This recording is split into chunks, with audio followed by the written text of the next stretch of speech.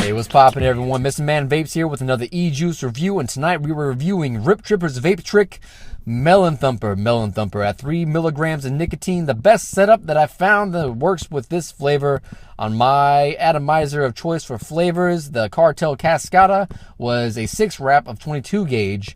I tried 24, I tried 26 in various configurations thereof, and a little bit hotter of a vape for the 80-20 VG to PG content of this fluid is what did it for me. Y'all might be a little bit different. However, I will say that the nicotine hit of this one for 3 milligrams was a little bit stronger than the other two. Not unbearable and definitely not unpleasant, just a little bit inconsistent compared to the other two.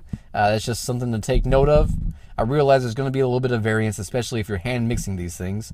But I'm reviewing this flavor, and that's one of its attributes. I will say this about the actual flavor itself. There's nothing special about it. Nothing very complex. It has a recommended steep time of 2 to 3 days.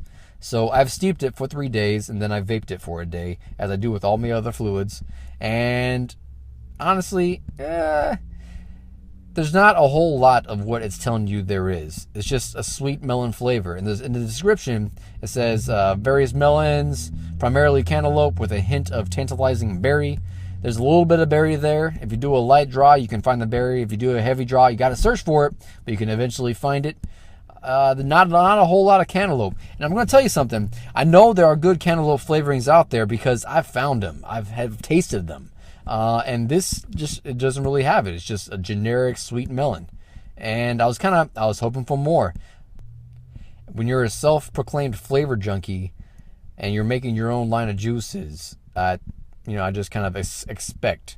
But then again, it could be that this is just what he likes. And I know we all kind of experience things a little bit different, so I'm going to remain objective about that. But what I've found is just sweet melon.